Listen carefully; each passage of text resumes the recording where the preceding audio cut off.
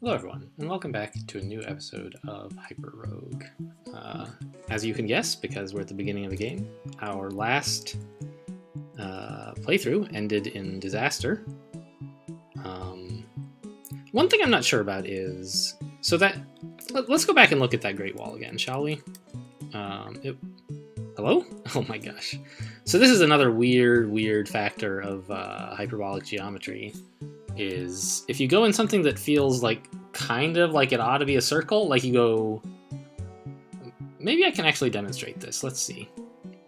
So I'm standing right here at the entrance to this gate, right? And I can't walk through. Can I? Oh, I can. I thought I couldn't walk through. I thought the whole point of collecting things was, I don't know. Alright, I can go through here anytime I want, but there's a wall, so a line, so I thought I couldn't. Anyway, so like... But let's not go in there just yet. What I want to say is that circles are not really very circular. So let's walk, let's walk in this sort of northwesterly direction a few times, which should be like this. So how many moves have we made now? 1, 2, 3, 4, 5.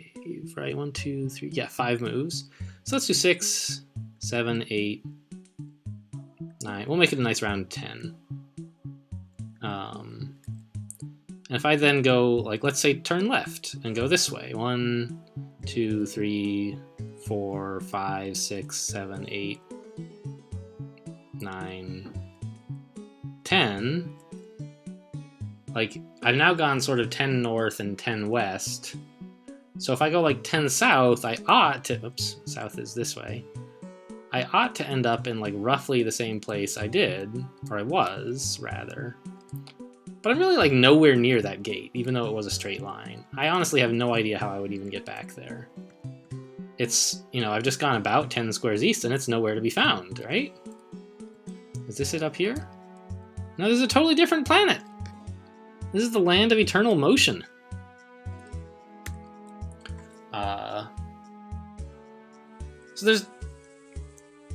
So it's really hard, and you know, this is a self-consistent place. That is to say, like, things don't move and they don't disappear. What is this guy?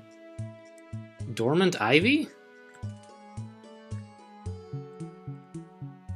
I see. Is it allowed to come out here? What is the deal? Yeah, if I walk there, I'll die. Let's not do that then.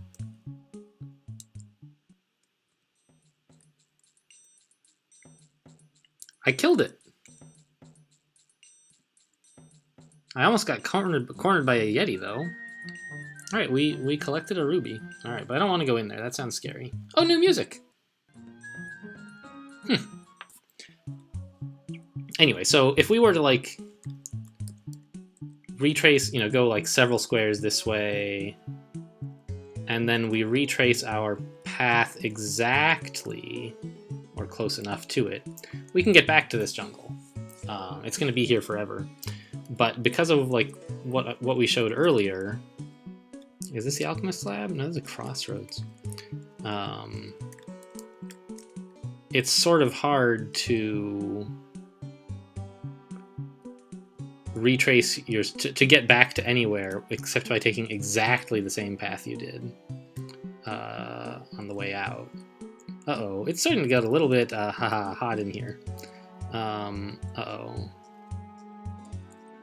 Guys, I need help. Okay, look, we got him lined up here. Okay, cool. We killed like 1,000,000 Yetis. So something I don't know about is like, we want to collect all these ice things. As you see in the top right there, we've collected 12 total treasures, 11 of the white ones and 1 of the red ones, right? Ice... What are these things called we're picking up? Ice gems? Ice diamonds or something? We've picked up 1 ruby. Ice diamond. So this is making the ice lands more dangerous. You know, monsters are showing up more often. But as I understand it, it's not making the jungle any more dangerous. So if we want to...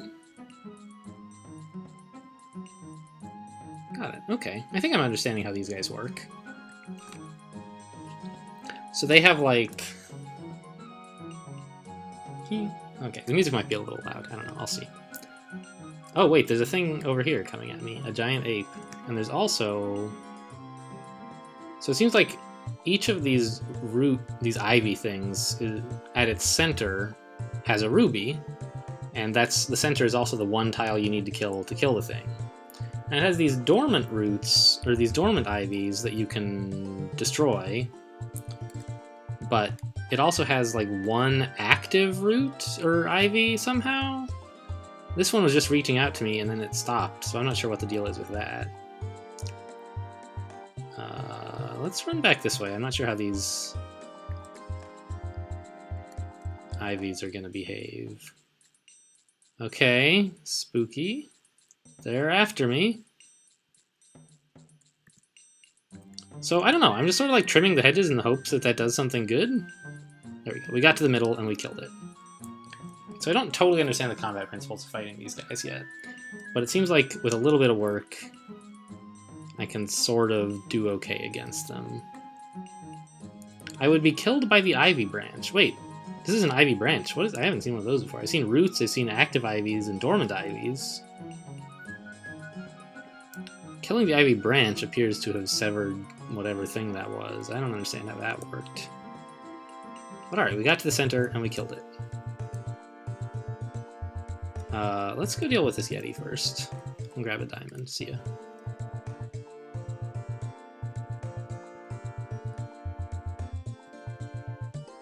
I'm starting to get a little bit worried about all these ivies.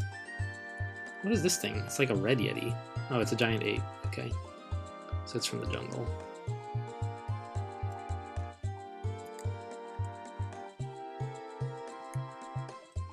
So these things have, like... The active ivies only seem to exist for, like, one turn, and then the thing is done spreading. Right? Like, right now, the active ivy is this thing here. But if I take a step, I think that's going to become dormant ivy, and some other branch will become active? Yeah, it's spread out a little bit. Huh. Not sure what the deal with that is yet. Oh, what's up here? Crossroads. Let's go check out the crossroads. We got 5 rubies. That seems like a good start. What is this? We got a bird? Yeah, it's an eagle. All right. I'm so there's more rubies right here. I'm so tempted. All right, let me in. Got him. All right, now let's get out of here and try out the crossroads. Right, that's where we are? Yeah. So crossroads are like hubs of a kind. So I read a little bit.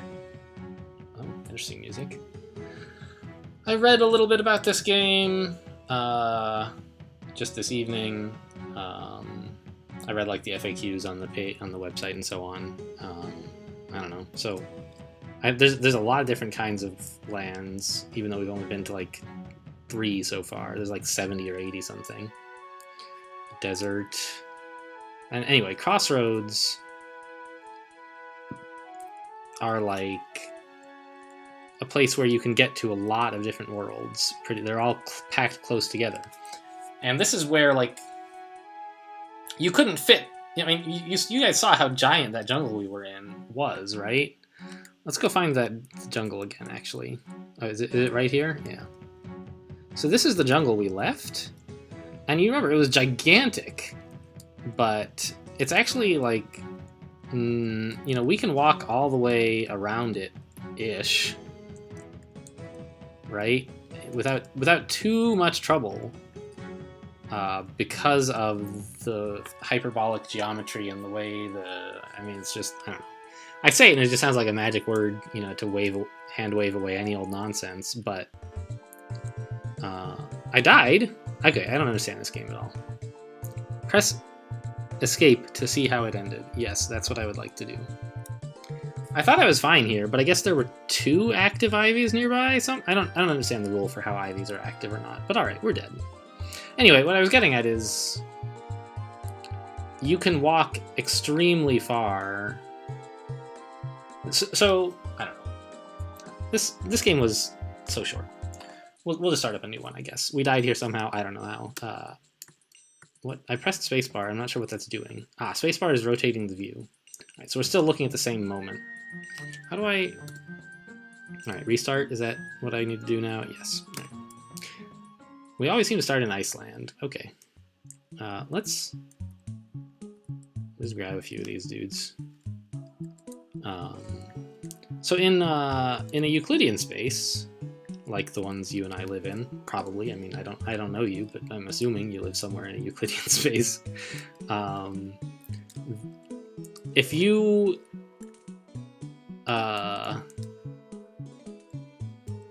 let's say that you can walk. You're standing at some place, right? We're going to talk a little about geometry here. You're standing in some place, and you can move. Say, what's a reasonable walking speed? Like, I don't know, 2-3 meters per second, maybe. Let's say you can move that fast, and you have n seconds to move. How many different places could you get to? Let's say the whole world was divided up into meters, 1 square meter sections, because that's how it is in most roguelikes, right? So it's not exactly the real world, right? But we can imagine that someone drew 1 square meter markers on the ground, and it actually is real life. How many of those different things could you get to? By the way, this is getting like super dangerous. In n seconds, and there are basically n squared, if we assume you could go 1 meter per second, which I think is a little slow but plausible. You could get to n squared different places in n seconds.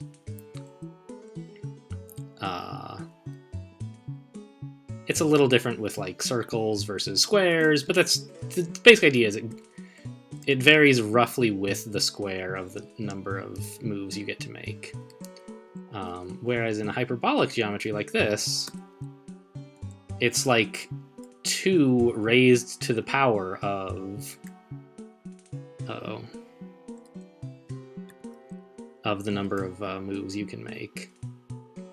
So if you have every turn you get to move doubles the number of places you could get to in that many moves.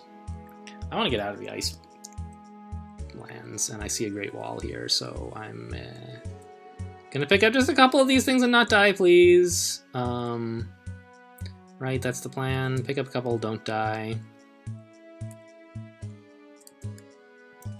Alright, we got them here, as long as nothing from elsewhere reaches in and grabs us. We're actually up to 27 of these. I understand that 30 is like some kind of big boundary marker. 30 treasures from one place is a big deal, and I'm not sure 10 from one place might be a big deal, but I don't really know. Anyway, so each turn you take moving in a hyperbolic geometry doubles the number of places you can get to. I don't really want to go to a jungle right now, though. Oh, don't want to go there either. That's the same ice caves. Wait, this is another ice land, and that's an ice land. Alright. That's an ice land. Jungles. We haven't been to a desert yet. Let's try a desert. What is this? Sand dune. Is that just a wall? Yes. So I can't get in. Alright, we'll go around. Anyway, so that's all to explain how these gigantic deserts can fit in such a tiny space inside of the crossroads without colliding with all the other. Like, there were 3 or something gigantic ice lands in there. What monsters are around? So far, all I see is like spice. Spice. I never read Dune, but I understand spice is important, and it's all deserty. Anyway, so I just think it's really cool, this idea of, ooh, what? It's a sandworm W and a tail. Why does it say W? I don't know. Are you coming? Come here. We got him. I cannot attack sandworms directly. Uh-oh. Okay, so if I kill this guy, I'll be in real trouble. It seems to me like the sandworm is moving at like half speed or something. Because I walked right up into his face, and he didn't kill me, right? And then I walked away from him and he didn't follow. But I don't think he's moving much slower than half speed. So what I'm thinking is if I attack this guy, then this one will come closer to me, and the sandworm will come closer, and I won't have any escape route. Whereas if I start running now, I can get enough distance away from the desert man.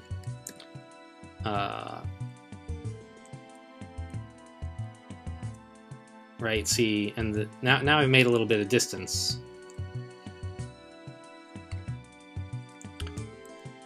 All right, you can catch up now. So I don't know what the deal is with sandworms yet. We'll see. If are they totally unkillable, or do you have to do some totally different thing to attack them? I don't know. A palace? Closed gate? Let's go in the palace. I'm in the palace. There's a palace wall. There's HyperRogue, okay. And this seems like the same music as Crossroads, okay. The palace looks cool. Look at these, like, kind of circular things. Trapdoor? What is a trapdoor? Uh-oh. There's a chasm. Alright, well, let's grab this rug. Okay, so it seems like stepping on the trapdoor caused that square to disappear, so monsters and I can never travel over it again, I guess? And there's all these gates, closing plates? What is going on in this palace? I don't understand it at all. Well, let's go northeast and grab a rug, I guess. This is an opening plate. Does that mean if I step on this, it'll open a door? Oh, what if I right-click it? I forgot. They open all gates in radius 3 around them. Red pressure plates close gates. Okay. So that should open up the walls in this area. Do I want that? Let me grab this rug first. I mean, I could walk around. Yeah, I don't think I need these opened right now, but it seems like I could use... This is a gate, okay. So I could use this to, like... 2 health. If I attack him, he gets knocked back. Okay. And took 1 damage. And got stunned. Alright. If I go west, is he going to be able to kill me? Oh, he fell in the chasm. That's pretty funny. Alright, so let's shut this gate. There we go. Now it's just the 1 monster, which is manageable. Nice. I feel like a genius. Oh, and I just noticed, over on the left, it has, top left, how many of everything we've killed. So I guess a total of 47 monsters, mostly Yetis and Ws? What is a W? I'm not sure. Can I open the gate here at all? Did I die? Am I dead now? Did I just close all the gates and leave myself no way to open them? I think I might have done that.